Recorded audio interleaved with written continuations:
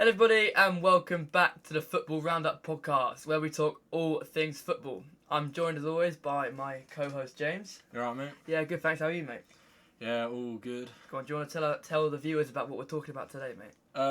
So today we're just going over the sort of situation at Chelsea. So far, obviously, I think they've had a decent window, I'm sure you would agree. They've had a decent window. Obviously, they've appointed Xabi Alonso. We're going to be talking about him a little bit. We're going to be talking about have they finally built or building towards that balanced squad that Chelsea have been wanting to find. You know, Todd Bowley, there's been accusations of him overbuying in the last few years. And buying quite young as well. I think that's a lot of the Chelsea fans' concern. But I think we're going to start off with our first point is Xabi Alonso finally the sort of experienced manager that they've all been craving? Like, the big hint for me was when they announced him as like the manager, not the coach, whereas like Liam Rosenior was the coach. Yeah. Graham Potter was the coach. So have they finally changed their philosophy? But I don't know what you think, Jane. Yeah, I think, you know, the appointment of Xabi Alonso is saying like a statement. They've laid down a statement. Obviously, their last appointment was Liam Rosenior, which I don't know, I'm not a Chelsea fan, but I think a lot of the Chelsea fans that either listen or watch the podcast will be like, they weren't exactly excited at that appointment. No. And I think Xabi Alonso, you know, he was a free agent of management quite a long time. He was linked to quite a few clubs, and I think all the clubs he was linked to, the fans were sort of not desperate, but they really wanted him to join. Because you think Liam Rosenior doesn't have the CV that Xabi Alonso has. Like, you look at his time at Leverkusen, okay, granted, didn't go very well at Real Madrid, but don't think that's all his fault. I think that's more up to the players as well. But anyway, that's for a different conversation. But yeah, we're going to start off with a little bit of like keep or sell type thing, then we're going to have a chat about sort of the squad dynamic, and then we're going to, just kind of go from there. So, we're going to ignore James Hilson, because I don't think we've ever seen him play for Chelsea before. We start with Mike Penders. What do you think? Like, just a little bit about Mike Penders. What do you... Well, he's been out on loan, hasn't he? Yeah, Strasbourg. For the last couple of years. I think, obviously, he's a good keeper. Would he, this season, manage to break into their first team? I think he'd get a chance in cup games. I think Sanchez is obviously... I think Sanchez is number one.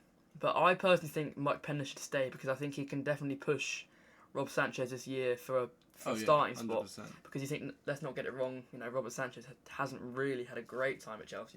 He's had some great games.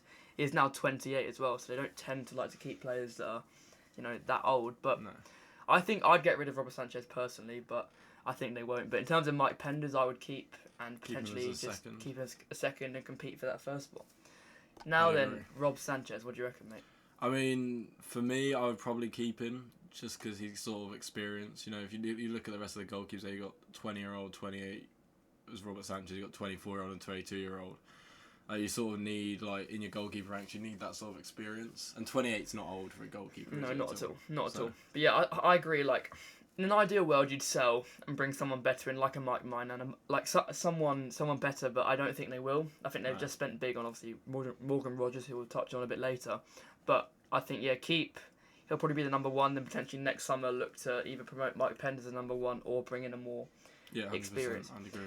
This leads us on to now Philip Jorgensen, who I think is probably someone who's going to be cashed in on, someone who's going to be used as an opportunity to raise funds. Yeah. I think for his personal career as well, I believe he needs to go. I think it hasn't really worked out at Chelsea. I don't think it ever was really going to work out at Chelsea. He's not necessarily a great goalkeeper, not proven enough to take that number one spot. But I don't know what you think.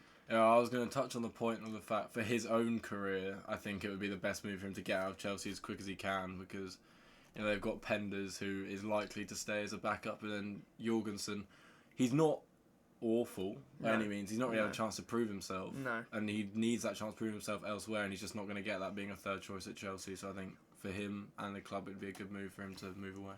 Now, Gabriel Slonina, who I believe last year was on loan at Barnsley, and I don't think he did too well. They brought him in from, I think it was either New England Revolution or New York Red Bulls, one of the two.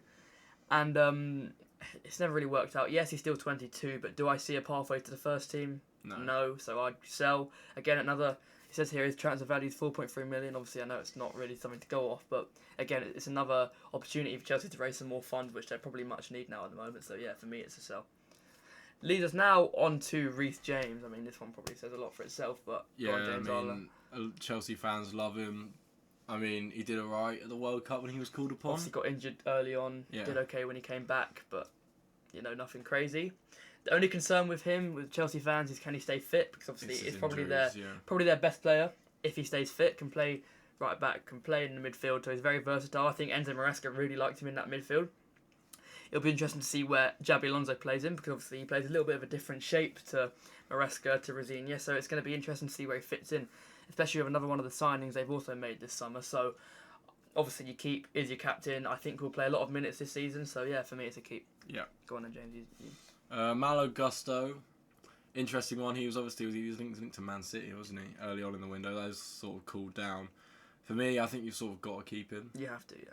Because if you can see on it that they've got 2 right backs. I mean, and look at how many positions it says he can play. I mean, that's just. He's got. I think he is also a Xabi Alonso type player as well. I think he's someone that Xabi Alonso would definitely be open to working with. 100%. I think it's definitely worked out towards sort of the later stage of the Chelsea. Early on was a bit of a concern, but I think he's definitely grown into what Chelsea is, and he's done really well in the last couple of seasons, especially under Maresca as well. Another one that makes that Maresca sacking even more and more bizarre, because there's so many players that had so many question marks in the manager before Maresca, and then when Maresca came in, just he got a massive tune out of them, and I just think, I think Gusto's one of those. So I think it was that season Reece James got injured, his first major injury, and Gusto had to step up, and I think that's where he really got a chance to prove himself to Chelsea fans that he is good enough. He's still young. He's only 23. Yeah, I didn't realise he's actually only 23. He seems a lot older than that. Yeah. He's been around for a while, but he's only 23. So, yeah, definitely keep.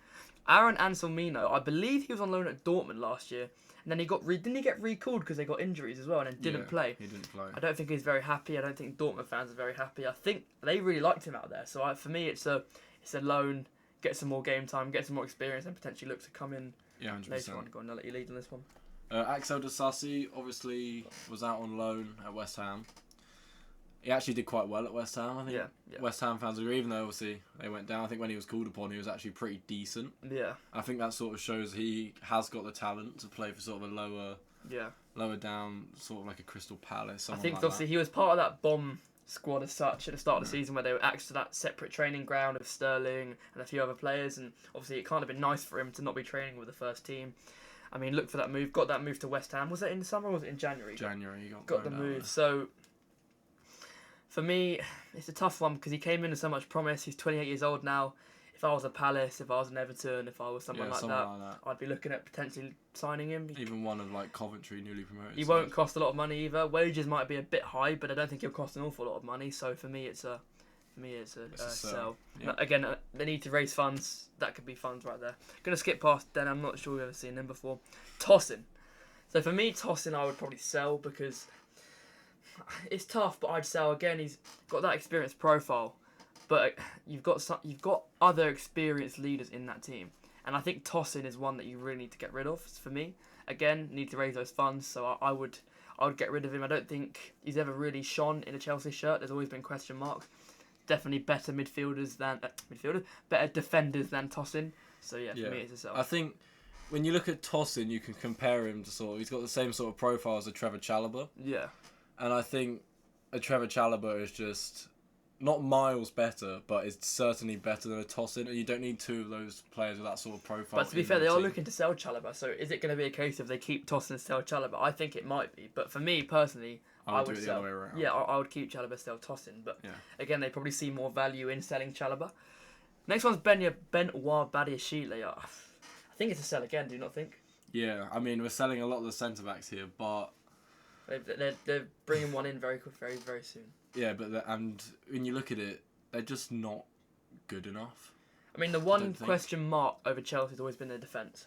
I remember having conversations with Chelsea fan friends and things like that, and is their defence good enough to win a Premier League? No. Midfield, yes. Attack, possibly, definitely now, I'd say.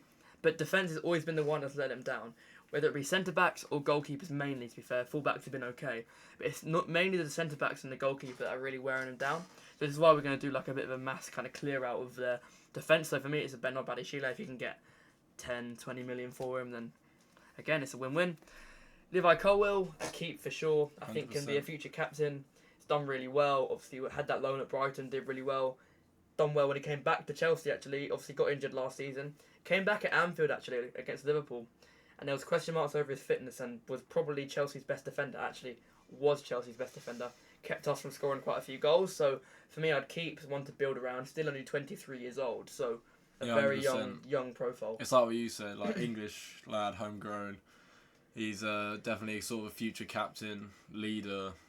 He's got all those sort of traits. It's like, for Chelsea fans, I think he's definitely sort of exciting to have in the defence. And the fact we've got rid of so many other centre-backs, we can't really afford you need some defenders.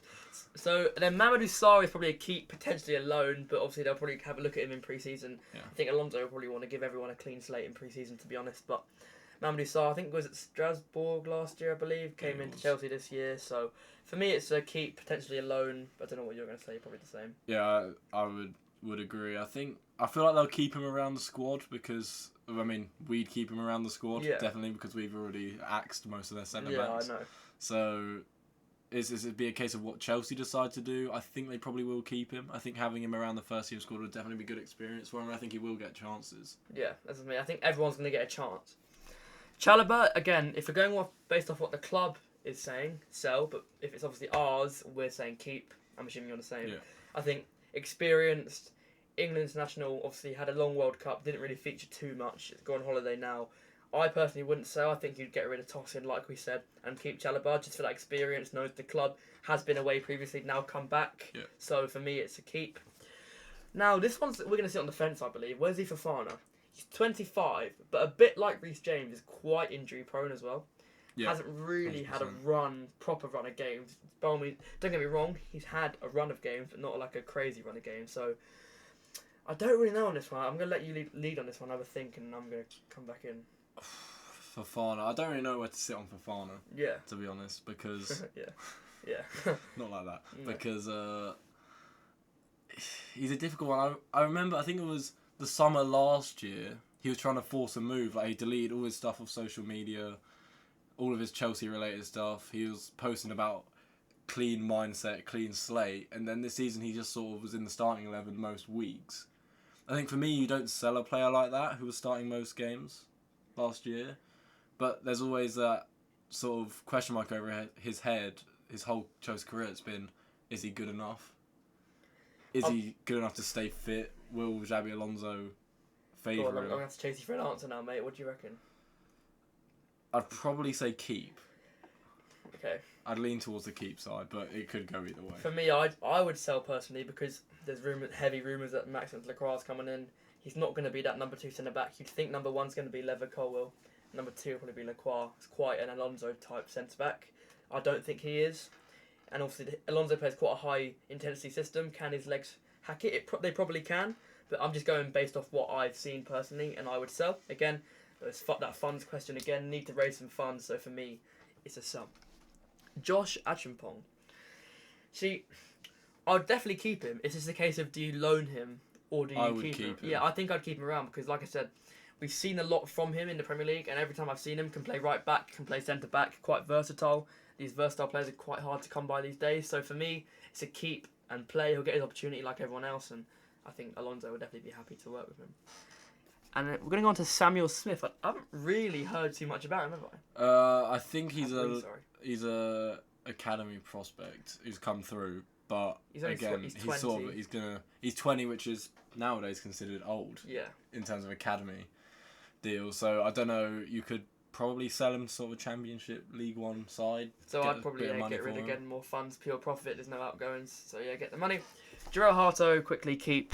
I mean, a great player there. I think again another one is a big winner from having Xabi Alonso in as manager because he's very versatile. Can play centre back, can play left back. We'll go on to what we think our starting 11 might be a bit later on.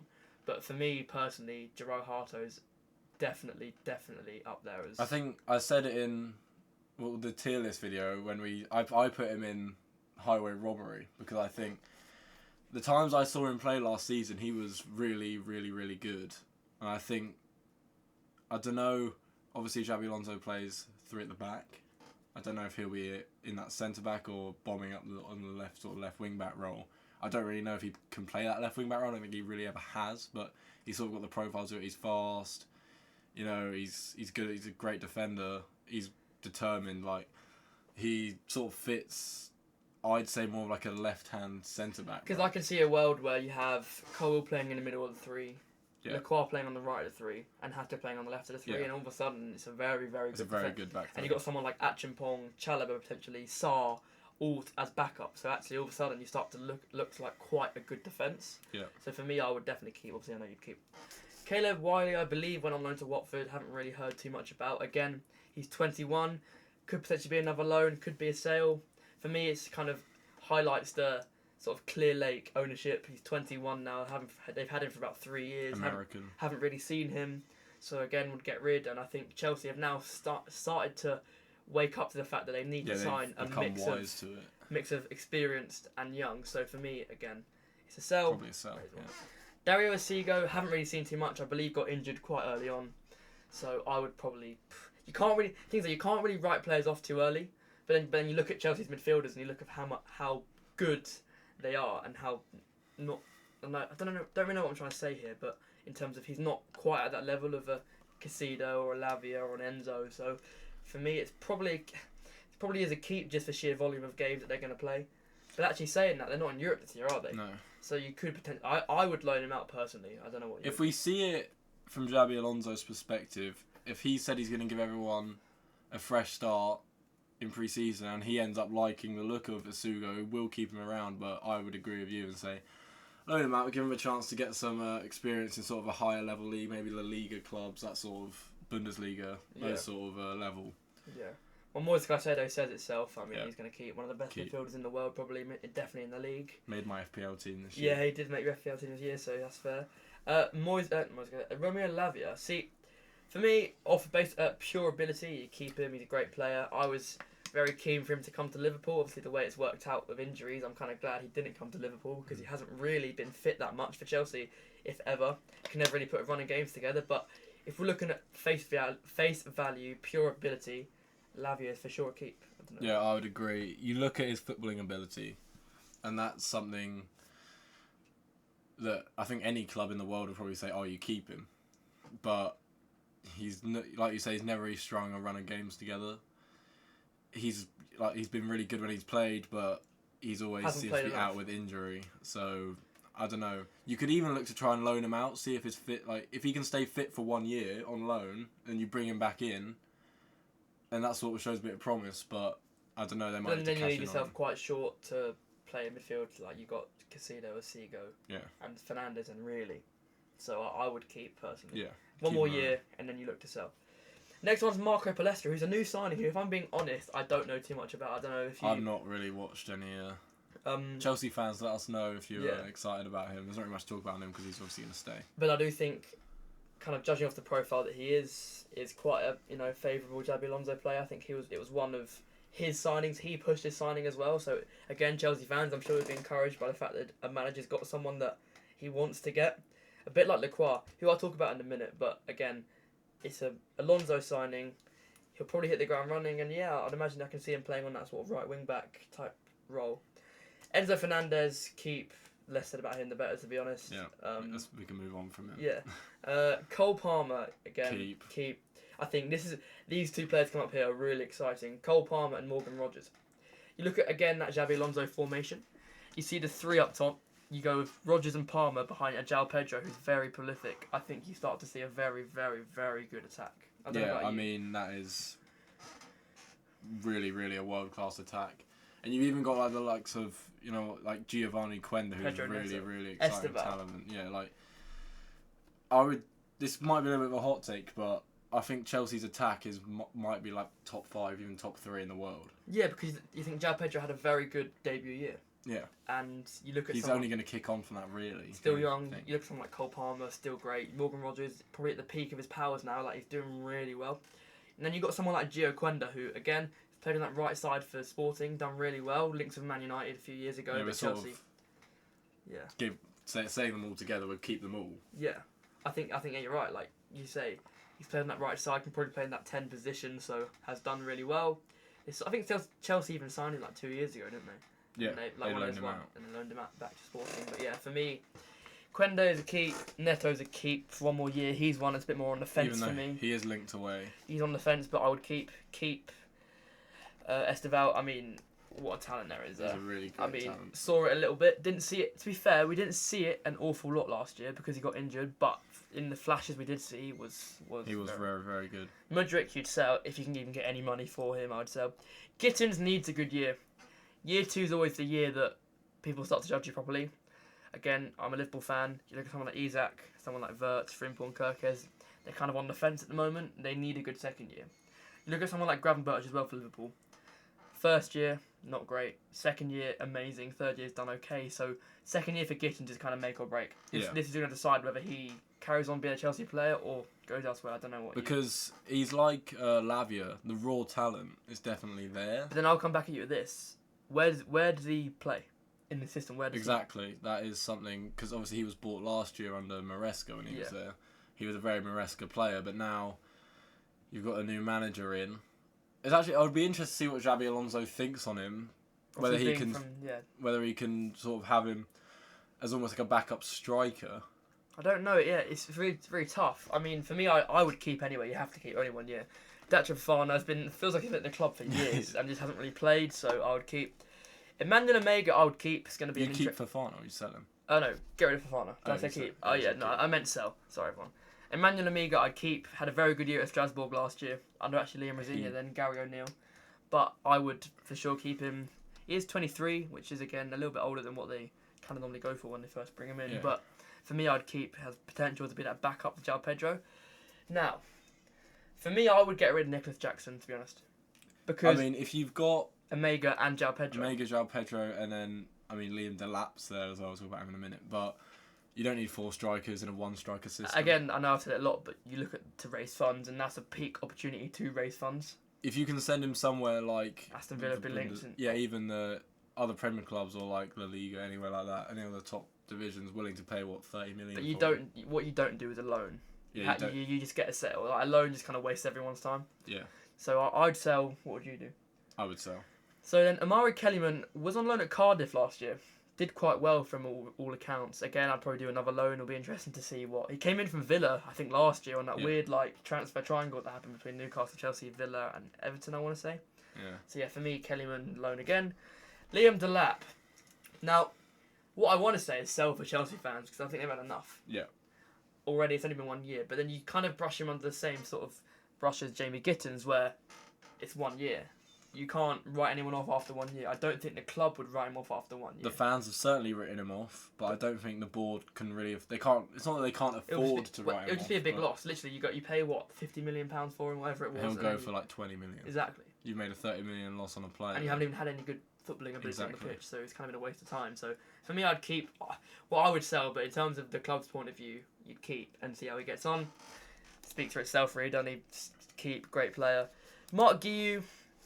Never really pushed on from his Barcelona hype, has he? No.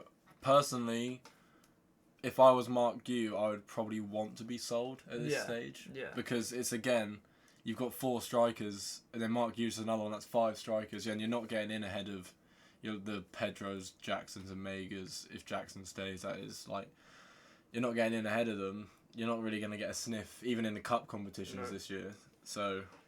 Unless you go with a loan with an option to buy or an obligation to buy. Yeah, the things like options to buy, I can never get behind because it's almost like you're not going to buy them. If they don't hit the ground running straight away, they're never going to get sold. It was like Colin Wani at Spurs. He had the option to buy on him and didn't buy him because he was rubbish.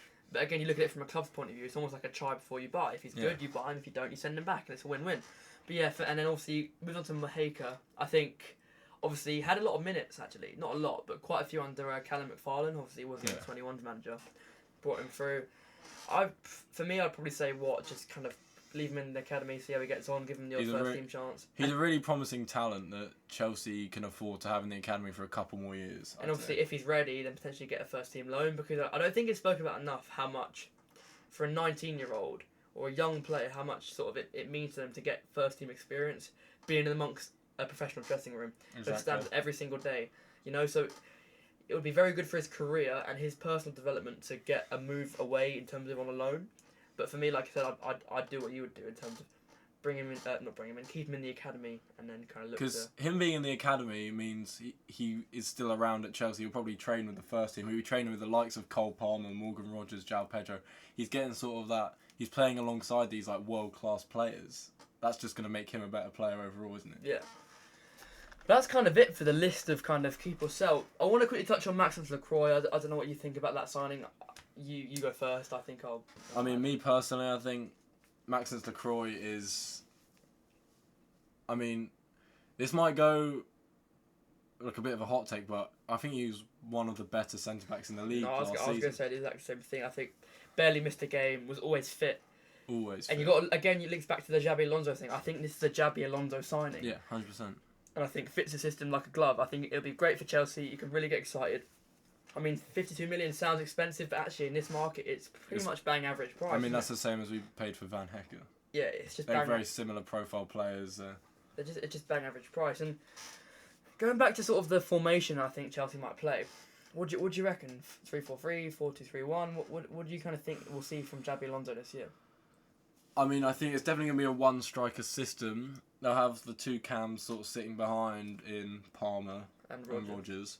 Let's go on nailed spots.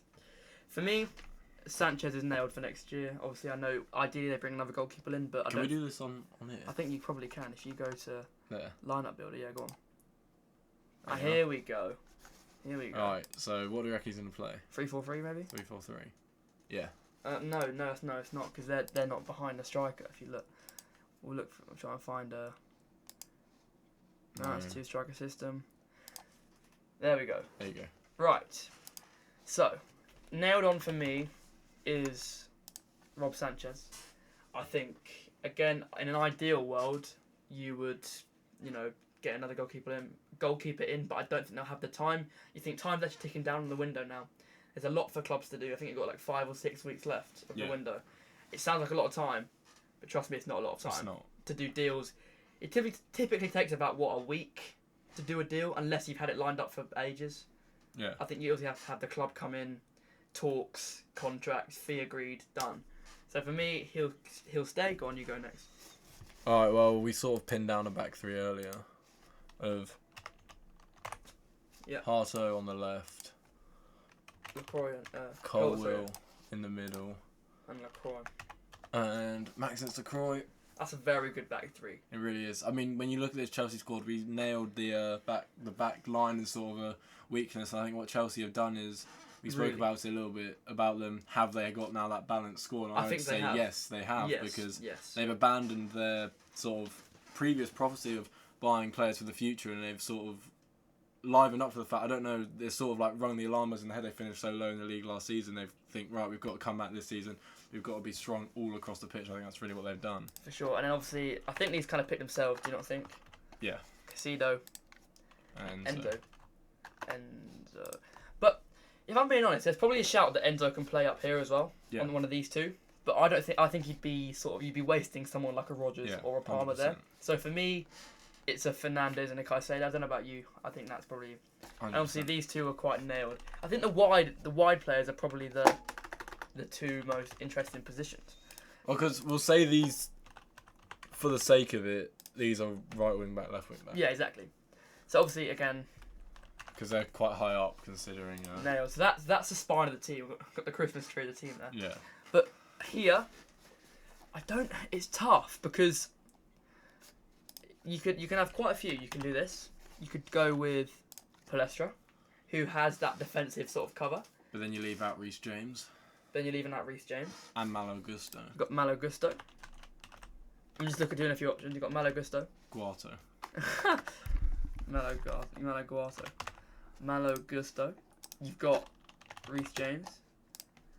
That's quite balanced. But then again, there's also a case for this guy. Esteval. Yeah. Where does he get his minutes now? There's a lot of really, really interesting spots. So let's just, for the sake of it, say Reece James. Yeah. And let's, for the sake of it, say probably, let's say Neto.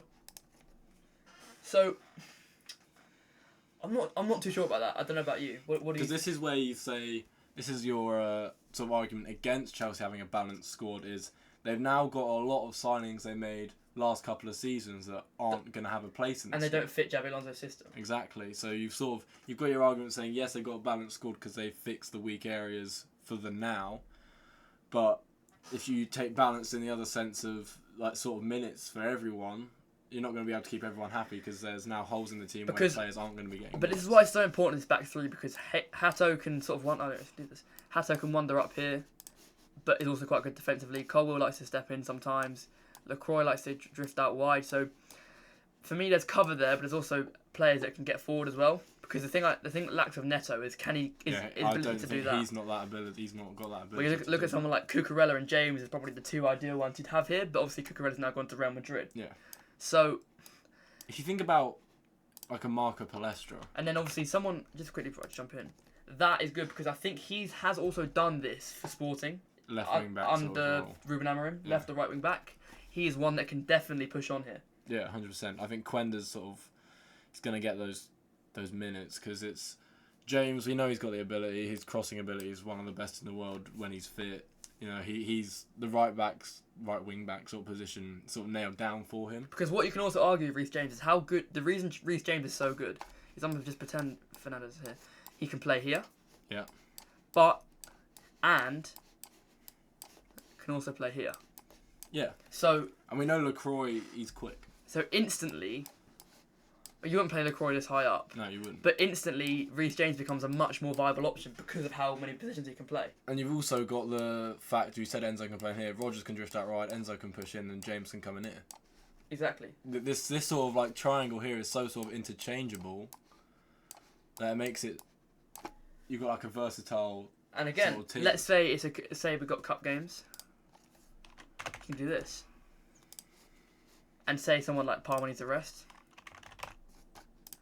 Pedro can also play there. So for me, that's where you start to see the sort of balanced squad because the players can play so many different positions. I'd say across these 5, so 6, wait, 1, 2, 3, 4, 5, 7, sorry, you can play a lot of different positions. Well, like, is there a case for Xabi Alonso sort of, I don't know what the word is, not like bowing down to Esteval, but like sort of compromising with Esteval to sort of play with that sort of shifting to sort of a 4 at the back in order to get Esteval's minutes on the wing, sort of play something like that. You could, especially in like a cup game.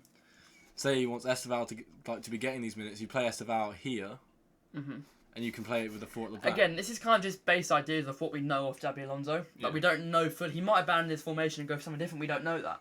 We haven't seen anything yet. No. So for me, it's just a kind of idea. I think. Hang on. Have Chelsea had a pre-season game? I don't think they have, but I think if you see it in the cups, he might change his formation. He might sort of switch up. But anyway, mainly that's it from us. I think any sort of comments you guys have, leave it in the comments below. It's going to be on Spotify and YouTube. Links will be in our descriptions. All right, but thank you all again so much for watching. Drop us a like, drop us a follow, review the podcast, and we'll see you all in the next episode. See you later, guys. Bye-bye. Bye.